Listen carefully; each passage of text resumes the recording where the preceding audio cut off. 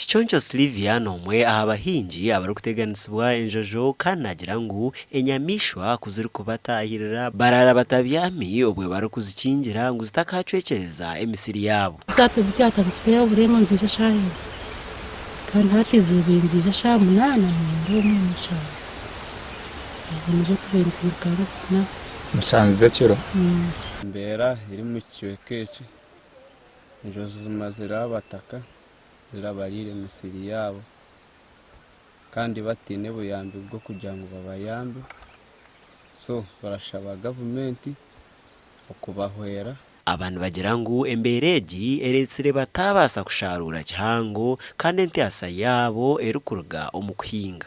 Entasa yobirera ruga mu kuhinga konka kuturahinga ebinyamishwe byije birgeki ebyo kurya byito mwene entasa ninche kandi no buyoba abana mu mashomero turi kusaba turitana nabo kugira ngo abana barugire mu mashomero konka barugire mu habwe nshonga kwaraza ishomero bumwe baje ngo bambuze nka kasente akacwera kariyo kambuliro mwana agira ki asitama turapangise mitwaro 30 hika pangisa hikisha te mitwaro 9 ugitamu sente kuza kugera bati zifa hawe njojo nyweneje sha debe satu mugongo teberaka mpingaga empare tinchi nimye kode nibire hati noja nguna mashemero kira kutishasha mununga no konerwa tutarihwe.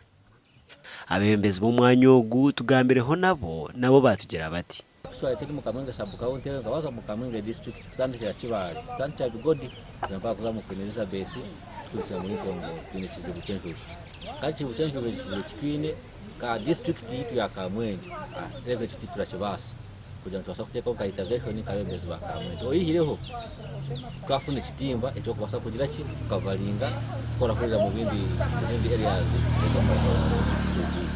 uhiriwe necyo haguruka mu n'ubundi bwoko buri kwige amatungo g'abantu kandi Enyamaishwa shikoreka ayibona tubasa kwasa munembwa abandi chonka nore bari ho bunyamishwa buri kweshanizembwa yari zikarya mbuzi 5 zaciye mu warasi wana muri ko atari kugandura abantu 10 abafira bari kuribwa ibirukoko biri kwetegwa Enyamaishwa yema.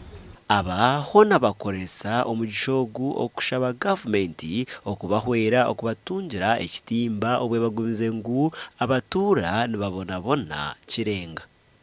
So ndatera abantu bitu bakamwenge disturb kaunze Kamwenge district kwali bahama kuza namuno kuteka ho mechanism yo kulinda emisiri barabageze ki bahingira mu isiri amusego mu bihamba okugira ngo maybe government yaza kwitakininga kuri kitimba nabo babe bine cyo kwasa kurya mu makagabo. Barinjira ngo gavumenti abantu n'ikirungi ijweri tukareba bapaka baturetera bwa fomu kabiri nishaba ngo abantu abo babe compensated abe bintu byawe bisiskeire nabe Enyamaishwa biri Enyamaishwa za cya kabiri gavumenti tubanguhize ikitimba ikiri kubasa kuzayihamba uko kikatangiriza abantu uko kuramo amari tigagaca kubonera tarisita abo bagira kata kubasharura abana babo basho. Abatura abantu bagira ngu embereji yagumzamu babasa kuhendera baremerwe okureberera amakagabo. Gasha kwa Anthony Atwine.